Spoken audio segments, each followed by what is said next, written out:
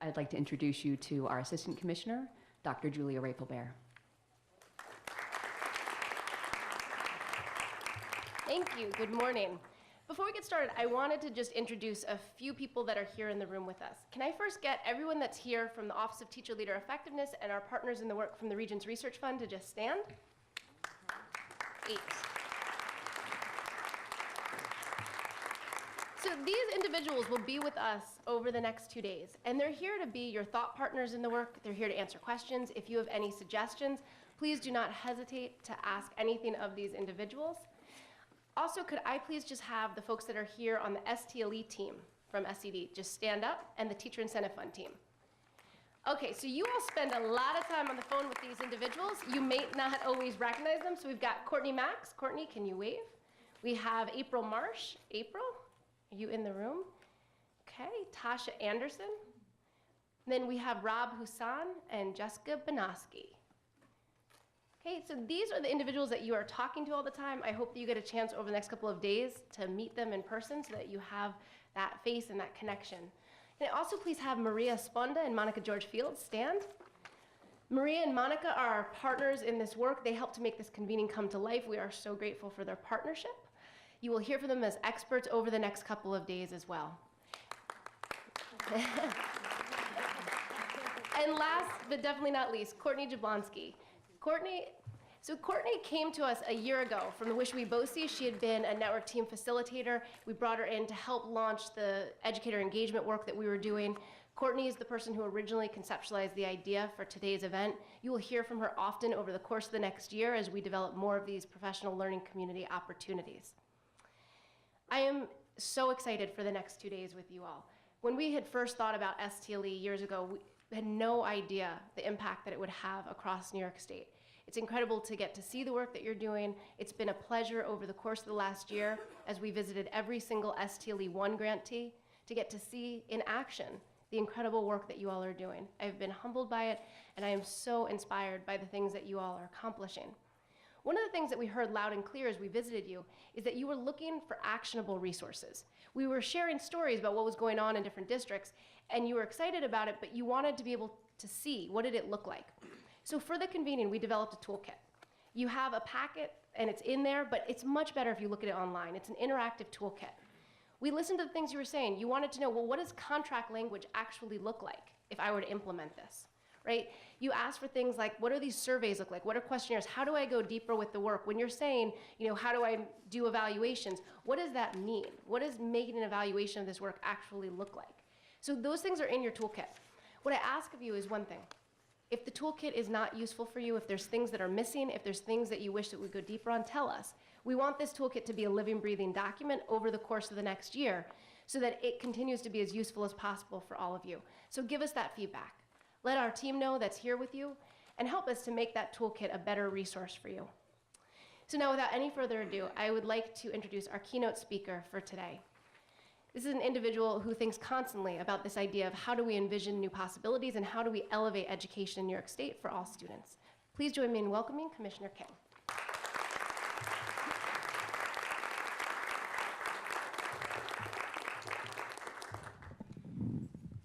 Good morning, everybody. Good morning.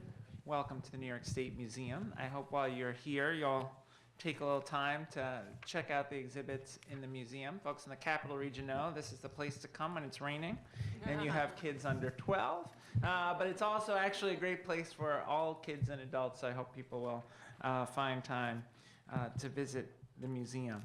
I'm thrilled to be here for today's event, thrilled that you have taken time out of your summer to be here for this conversation and look forward very much to the learning that will take place over the next 2 days. Fundamentally, we are here, all here in this room, because of our conviction about the important role that teachers play every day in students' lives and the role that principals play every day in students' lives. We're here because we understand that teachers and principals can be the difference between hope and despair in students' lives, because we understand that school can play a pivotal role in creating opportunity for all of our children and all of our citizens, for our state and for our country.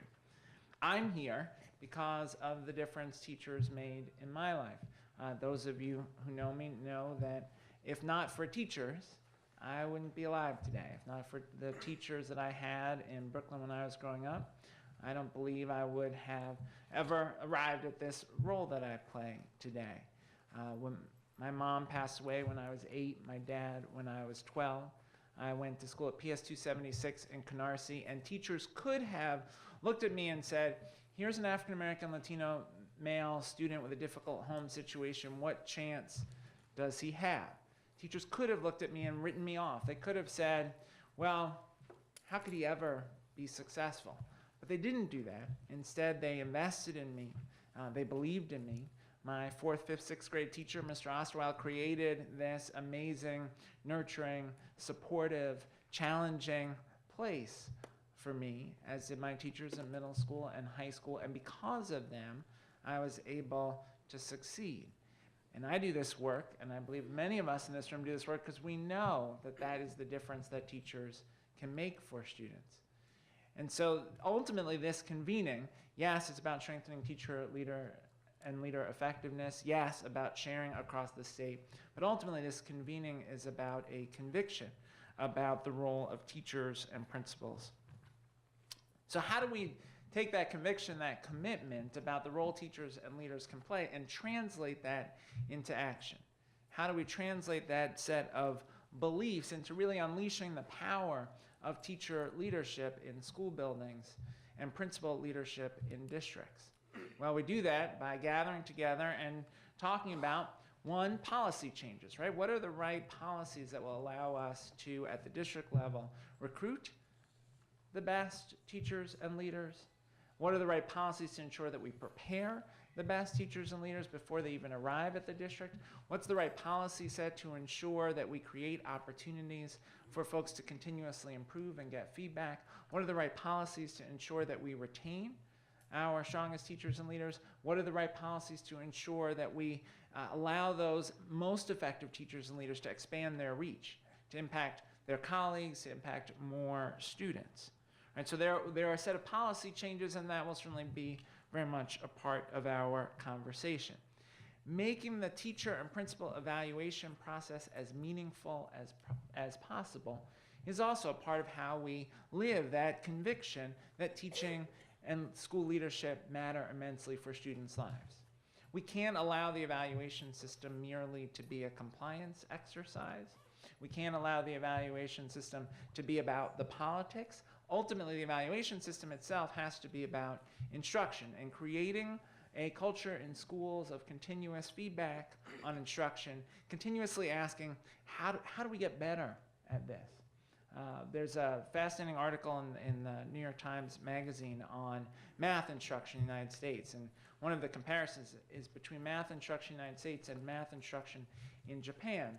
And it focuses on elements of math instruction, but also elements of school practice and school culture. And there's a discussion in the article about the idea of Japanese lesson study, this idea that in Japanese schools there's a focus on teachers polishing the stone, as they say, constantly asking, how do we make this lesson better? How do we help students get further? What does this experience in the classroom tell us about our instruction and how we refine our practice? That's the kind of culture we want to develop around the teacher and principal evaluation system. The career pathways work in which we are engaged is another way in which we live that conviction about the difference that teacher and principal leadership can make for students. Career pathways that allow people to expand their reach, to broaden their impact, but also to contribute to the development of their colleagues, to take on new responsibilities, to develop new skills, and to increase their contribution to their school district and ultimately to the state as well. The work that we're doing on the Common Core is also about this idea that teaching matters immensely. That if we direct our energies towards standards that reflect college and career readiness, standards that reflect what will help our students succeed in the 21st century economy, we can give them more. We can make our classrooms and schools even stronger. It's a celebration of what we know is best about instruction, and then asking, how do we expand that? How do we increase access to that? How do we make that possible for more kids? What we're trying to do in this room is act our way toward better instruction rather than just thinking our way toward better instruction. Right? This is about what are the daily disciplines in which we can all engage to ensure that we get to the goal of continuous improvement in instruction. And people in this room are making that happen. Part of what's so exciting about the next 2 days is all the opportunities for sharing across the room and across the districts represented in this room. Whether it's the districts that are part of the demonstration district project or the STLE cohorts, there's a lot of good work happening that we have the opportunity to celebrate and to learn from. There are folks in this room who are figuring out how to use classroom video to inform instruction, how to use classroom video like game tape, how to use classroom video to break down instructional practice, how to use classroom video to ask, what's the next question the teacher could have asked? How could those directions have been different in a way that would have helped that student group be more successful in their cooperative project? Right? There are districts in this room that are creating collaborative conversations among teachers about instructional practice, collaborative conversation among principals about classroom practice. What are they seeing in their observations? How do they know? And there are districts in this room that have people observing together so that they can analyze instruction together. There are districts in this room that have peers engaged in important efforts to observe their colleagues, give them feedback, and mentor their colleagues who are struggling. There are districts like Greece, which I visited this year, where teacher leadership is being unleashed through a partnership of the district and the bargaining unit, and they are thinking together about how do we keep making instruction better in every classroom, in every school, every day. There are districts in this room that are using student performance data not for the purpose of sorting students, but for the purpose of informing instruction, that are asking, how do we look at this student work? How do we look at these essays? How do we look at these math problems? And find out what we can do better from an instructional perspective. There are districts in this room engaged in the work of developing curricular coherence across grade levels, right? Ensuring that K through 12, there is a logical sequence through which students move in the curriculum districts like Highland Falls that are working hard on curriculum development and will be able to share their experience in this room. There are many STLE consortia in the room that are working on how do we make sure that the APPR isn't just about compliance? How do we make sure that we are learning across our districts from the evaluation experience? How do we make sure that we're looking for patterns in the observations? Are people struggling with questioning? Are people struggling with transferring over the heavy intellectual lifting to students so that they're doing the work in the classroom? Are there folks who are excelling at helping their students master fractions? And then given that, how do we ensure that those best practices are disseminated, or how do we ensure that we get support to those who need additional help? There are districts in this room focused on creating collaborative communities within schools, data teams, inquiry teams, collaborations between administrators and teachers to look at specific areas of student need. There are districts that are, and this is, I think, particularly important given the challenges we face in New York State, there are districts in this room focused with laser-like attention on the needs of students with disabilities or English language learners. There are folks from Rochester in the room where a group of 80-plus teachers participated in a training focused on how to best meet the needs of students with autism.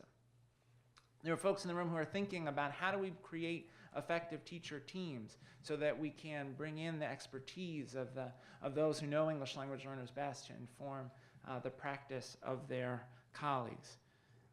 What everyone in this room has been doing and will, I hope, do over the next 2 days is to keep asking, how do we get better? It's not about what we didn't do right in the past. It's about what can we do better going forward. It's not about resting on our laurels. We have lots of success in the state, lots of places where teachers and students are doing amazing things. But we all understand we can do still better. Right? We had our highest graduation rate last year in the state that we've had, 74.9%. But all of us in this room, I know, are focused on what about the other 25% of students? Where are they? How do we help them? How do we help them excel? And we had We saw significant gains in the percentage of students over the last few years who are graduating college and career ready. We have lots of students who are going on to college. We have lots of examples of great success in higher education. But all of us in this room are asking, but what about those students who aren't ready? What about that majority of students in community colleges who are required to take remedial courses? How do we help them? How do we ensure that they're better prepared? How do we use the data we have about student performance? How do we use the observation evidence that we have to keep getting better, to keep doing more for the sake of our students? One thing I want to acknowledge is that the work that you're doing is hard and challenging and requires sacrifice of time, requires sometimes persuading a skeptical colleague, sometimes requires having a difficult conversation with a colleague. It's not easy to talk with someone about where instruction could be better. Teaching is in many ways a deeply personal exercise. Our own souls are bound up with our teaching. It is hard sometimes to take feedback and to act on that feedback, to be continuously self-reflective. And people in this room are doing that, and I'm grateful to you for that hard work and for that commitment to students. I also appreciate that folks in this room are committed to the notion that we can set clear, high standards, not just for our students, but for teaching and for school leadership, and that we can create cultures across the state where we are continuously getting better at meeting those high standards. I hope you will share with each other the experiences both that were hard and the successes. Right? It'd be easy to come together for 2 days and just talk about the things that are going well. The challenge will be to talk about the things that are hard, the obstacles overcome, and the obstacles still remaining, and how we can together overcome those. We also need your feedback on our role. One thing the state can do is convene. So we have convened all of you. Another is that we can help to share and disseminate best practice. And you've seen from our webinars and some of the resources and toolkits that we've tried to create an effort to share best practices. But we may not be doing that as well as we could. We need your feedback on those resources, how we can make them better and more useful. We need your feedback on how do we build the best communities of practice and professional learning communities across this room. And how can we help, whether it's at the BOCES level or at the state level or regions or JMTs, how do we help create those opportunities for sharing? How do we make convenings like this one better?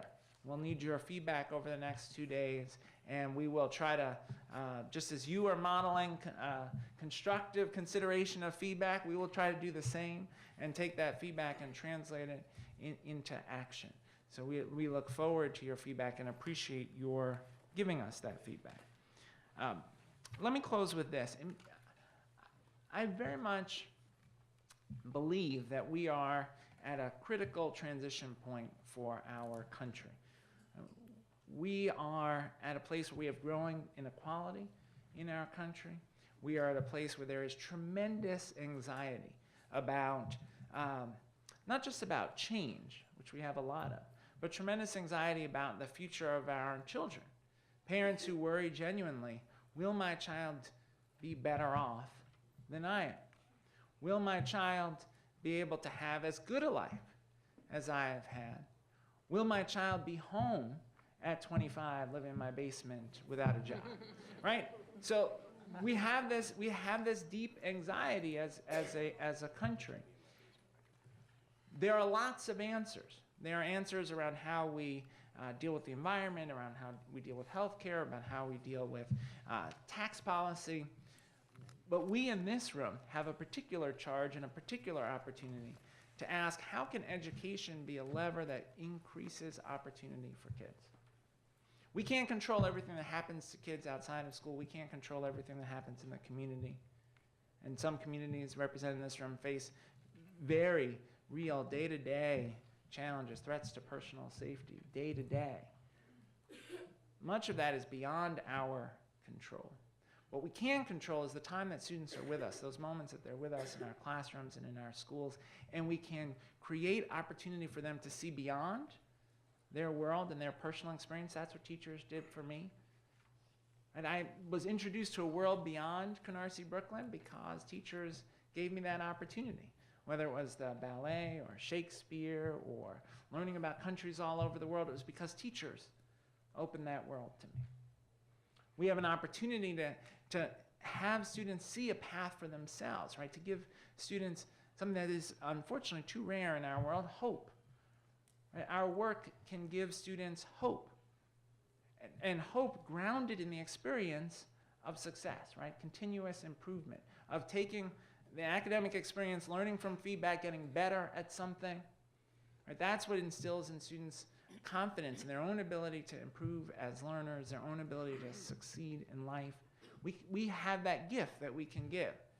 And this convening is really about how do we get better at that? How do we get better at trying to do as much as we can in schools to create opportunity and hope for our students?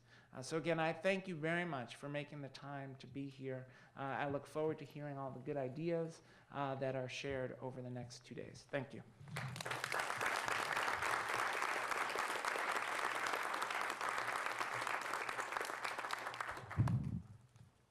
Thank you so much, Commissioner. As we just heard, the mission for all of us collectively is to think about and really push ourselves to learn and improve so that we're bridging that gap between where we currently are in our realities and what our vision of success is in our systems. So we asked as part of your pre-reading for the convening that you took some time and took a look back at your Section A of your STLE applications, that place where you envisioned what did that TLE continuum look like for your district? What did that end state look like? We're going to spend the next few minutes pulling those out. Those of you that are here from our DDP districts, we ask that you had gone back to your project goals. And I want you to really think about, where are you now? What is your current reality? And what was that vision of success for your district? How close are you at this point?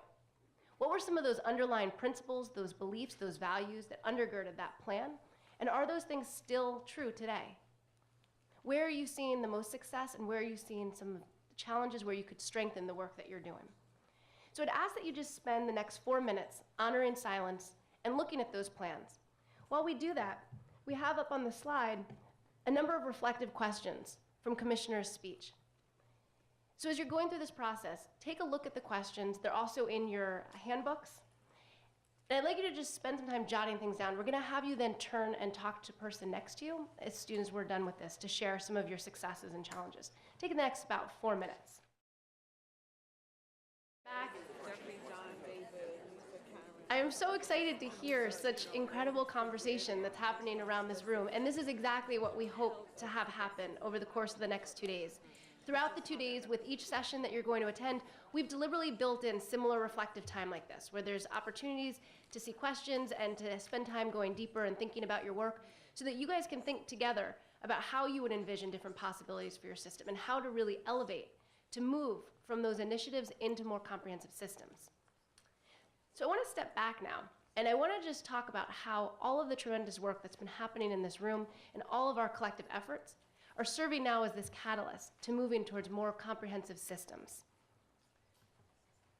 So I know that so many of you interact with my office in so many different ways, right? Like there's many of you that it's through Educator Eval, and you probably at this point would love to know who in this room is Educator Eval. They are here. In fact, I'm going to give you that as one of your missions, to figure out who in here is Educator Eval, as there are a few of them. But in all seriousness, there's so much great work that our office does that I'm not sure if people always see the way that we think about how it interacts. So we think about it first from this foundational aspect. Right? So these are the evaluation plans, making sure that the plans align with your vision and that you're able to have an opportunity to get technical assistance to think about ways that you could improve those plans. We approve all of the surveys and the rubrics and the third-party assessments that are in those plans. All of the data analysis, the transparency that we try to provide to you about your systems, all of that we think about as part of the foundational work, that deep-seated work. And then we think about the continuous improvement side of the shop. So all of you that are here today are touched by some of that work, right? The Strengthening Teacher Leader Effectiveness. There's 3 rounds.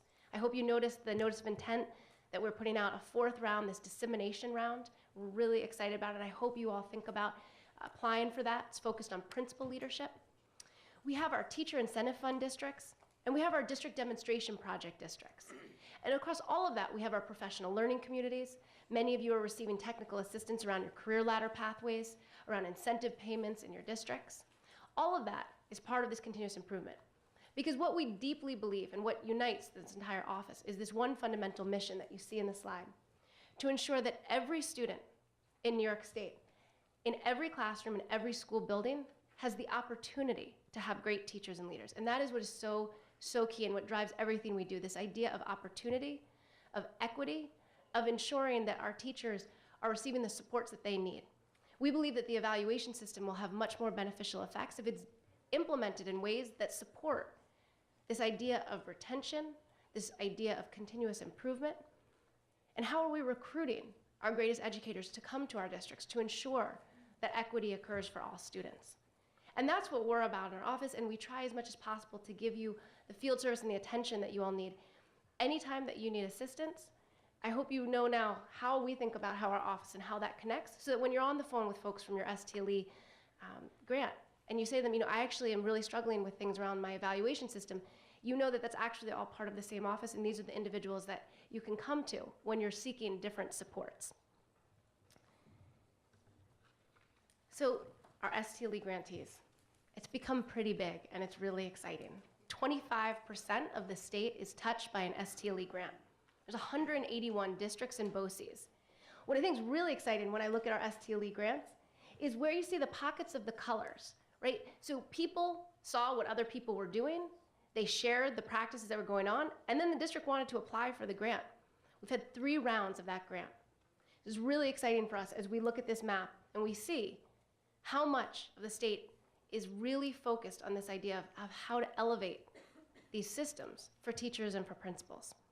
Here in this room, there are more than 40 districts. You were deliberately and carefully, intentionally selected to come to this convening.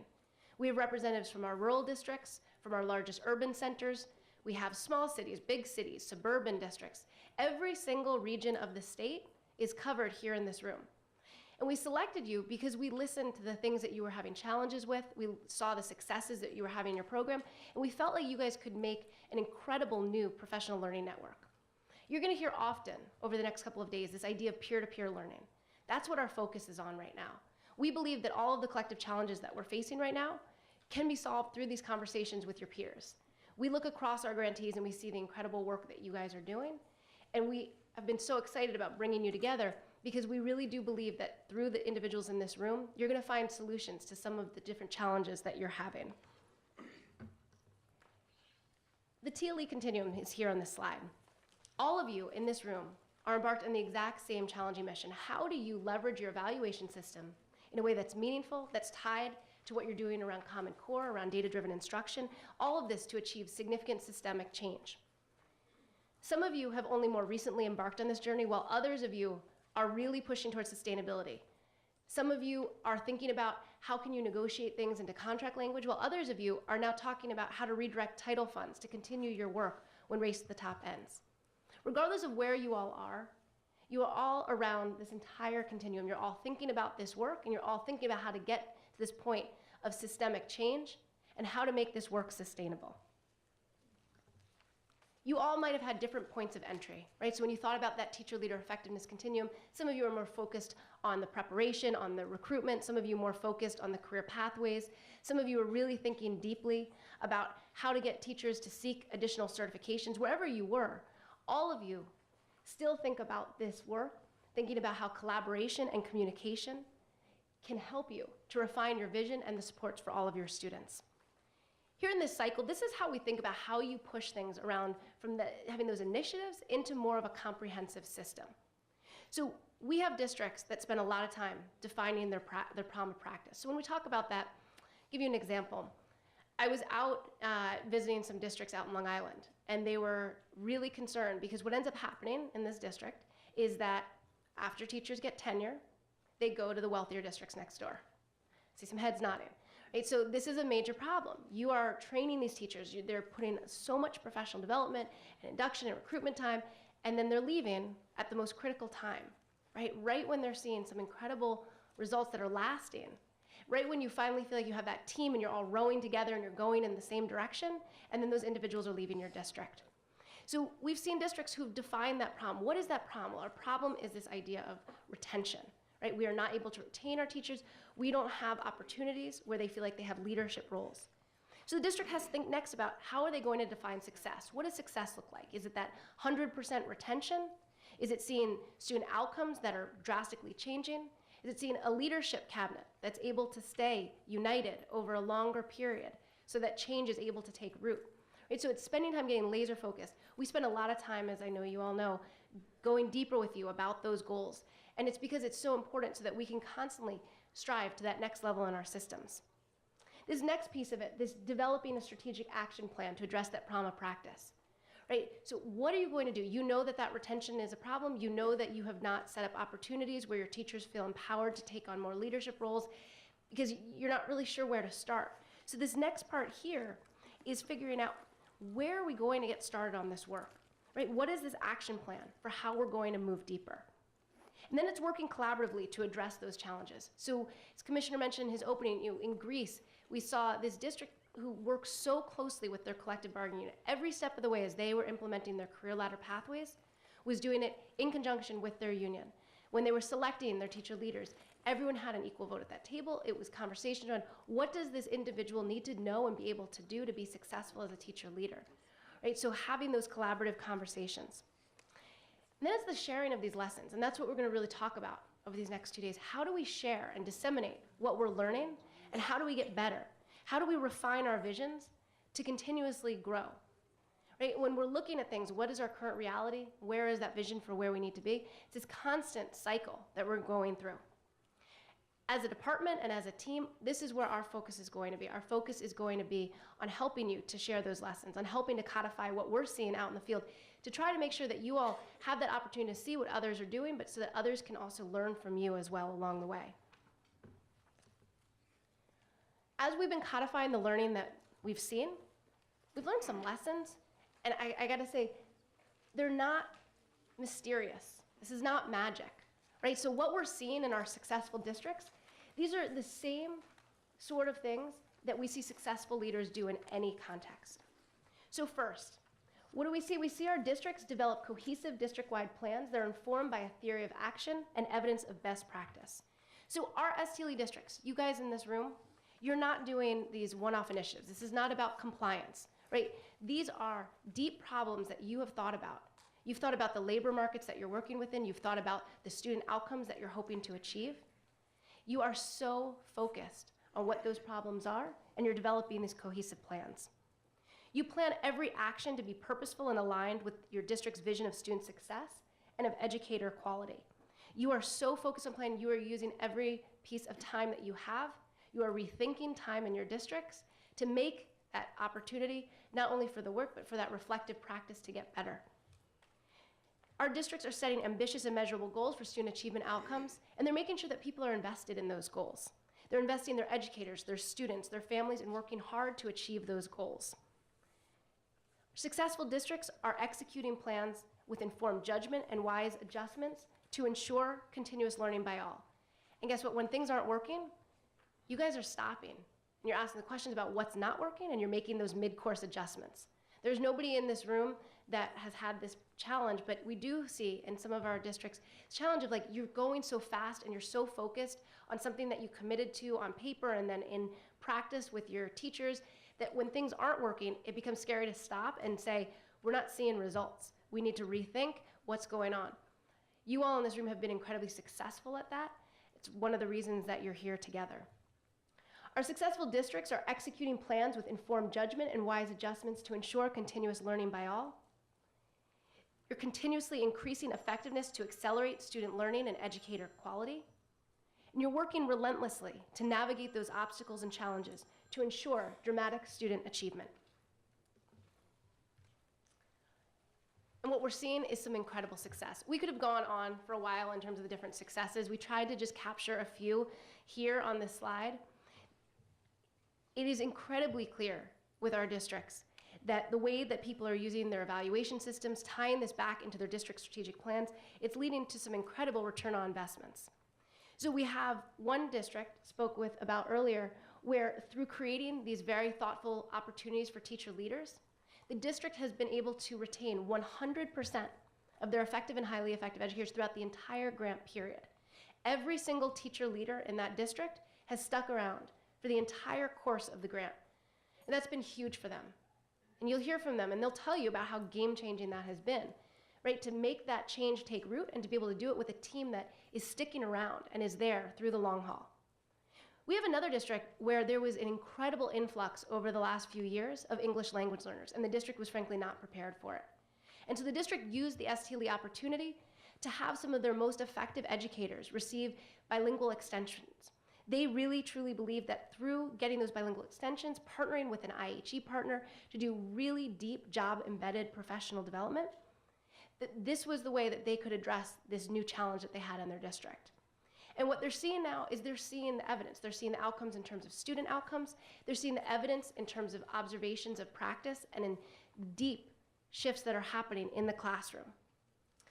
We have a number of districts where this third scenario is the case, where there was this intense focus on evidence-based analysis, on instructional coaching. And what's happening is the district is seeing that every single classroom is outperforming the statewide average on 3-to-8 ELA math assessments, and they're outperforming their peer districts. Right? So these are districts that traditionally were not in that boat.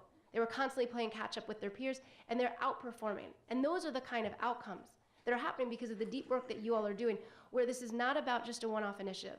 It's about taking your evaluation system and building it into that comprehensive system of supports for all of your educators. Again, it's not magic, it's not mysterious. This has just been hard, replicable, system-wide work that you all are undertaking. So let's talk now about the next 2 days in this convening. I've already told you I'm so excited about those of you that are here in this room. We deliberately brought together this exceptional group of individuals to be able to share and to learn together. If you haven't seen it yet, on the TLE landing page on Engage New York, we have our Improving Practice page. I encourage you to take a look at it.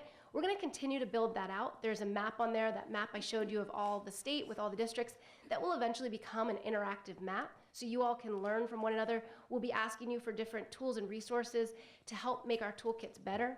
Remember what I said in the opening, please tell us. Tell us if that toolkit that we gave to you is not giving you the things you need, if you need it to go deeper. We want to make sure that that page becomes as special for you and as important for you so that you have those resources to continue to get better and that we can share all of the great resources that you all have been investing in so that others can learn from you. You'll hear from Courtney Jablonski often throughout this year as we develop out further these professional learning community opportunities, these convenings. As Commissioner said, tell us what's working. Tell us what's been useful for you, whether it's through these convenings, through different webinar opportunities, different other types of small group settings. Let us know what's working and what's not so that we can get better in this with you. The next 2 days are about confronting our reality. Where are we right now with our system? Let's celebrate the things that we've been doing well because there is a lot to celebrate in this room in terms of the work that you all are doing. And let's have really honest conversations about those challenges that we're having. This is a safe space. Everyone is here to learn together, but let's be honest about where we're seeing those challenges because my guess is that there are other folks in this room who are going to be able to help you to think through those challenges and to tell you about things that they've tried and things that didn't work so well, things they wish they had done differently, that are going to help you to move your systems if you ask those questions. Ultimately, we do not see this in any way as looking for a single solution. When we talk about looking for bright spots, what we're talking about are looking for systemic bright spots, not silver bullets. There are not silver bullets to this work. We get it, we know that. Some of our deepest learning over the last couple of years is that it takes time, right? It takes an incredible amount of time to see the system work, to see culture shift, to see outcomes in terms of what's happening with students, to see teachers feeling more comfortable. And it's that time and it's that commitment to continuously getting better that's going to help push all of us forward in this work. This next year, we're going to focus on deepening our learning. We're going to talk to you about ways in which that we can best support you. And we hope, more than anything, that the benefits of this convening will last beyond these next 2 days, that you will, in fact, develop new professional learning networks, and that we can move into more of a role of helping to facilitate what's going on across our state.